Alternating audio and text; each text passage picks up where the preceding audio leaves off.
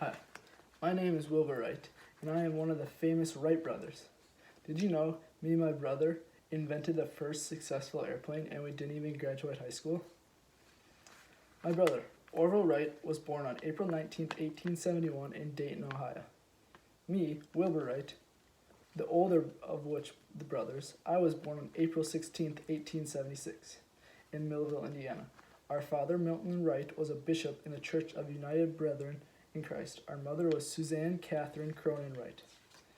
I excelled very much in school and had plans on attending Yale University after high school, but in the winter of 1885 I was badly injured while playing hockey and was hit in the face with another player's stick.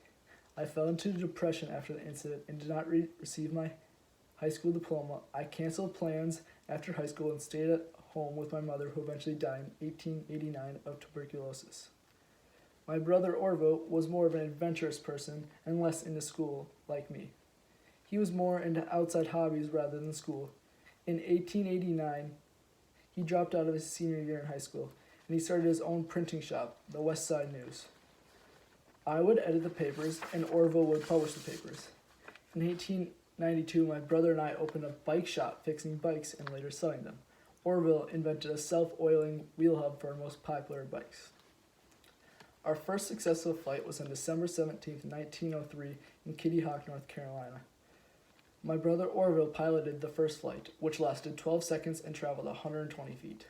The second flight, which was piloted by me later that day, lasted 59 seconds and traveled 852 feet. Before the fourth flight of the day, a strong gust of wind came and made the airplane flip over multiple times.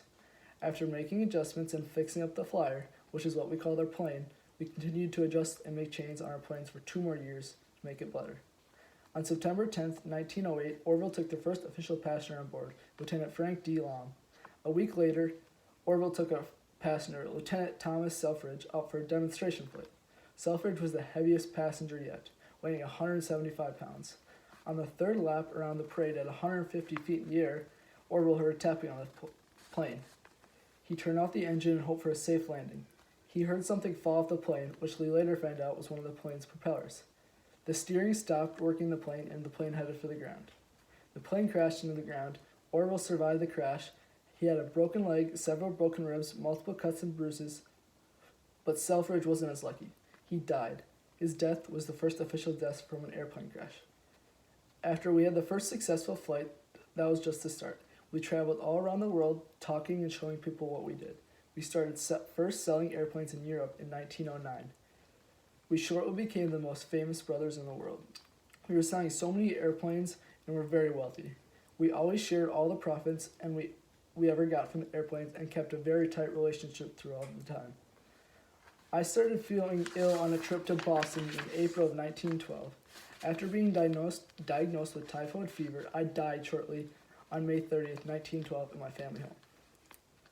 After I died, Orville eventually sold our company in 1915. He spent the last 3 decades of his life serving on boards and committees related to aeronautics, including the National Advisory Committee for Aeronautics. Neither me or Orville ever married, and Orville was greatly upset with our sister's decision to marry. Orville died on January 30th, 1948, after suffering from a second heart attack, and was buried at our family farm in Dayton, Ohio. Our net worth when we died was about $10 million in today's value. This is the prop we used. Me and Devon chose these characters today because we always knew who the Wright brothers were and what they did, but never really any real details or facts about how it actually happened.